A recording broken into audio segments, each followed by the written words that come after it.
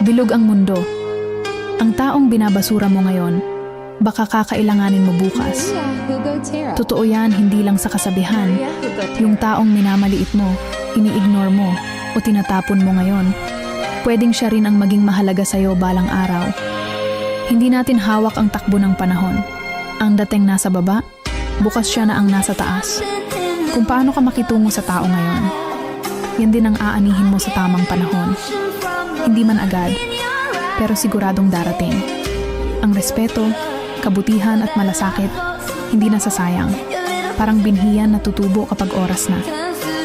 Sa huli, ang reputasyon mo bilang tao ang mananatili, hindi ang yaman, hindi ang status. Kaya mag-ingat sa pakikitungo. Hindi mo alam kung sino ang makakasalubong mo ulit sa hinaharap at kung anong papel nila sa buhay mo pagdating ng araw.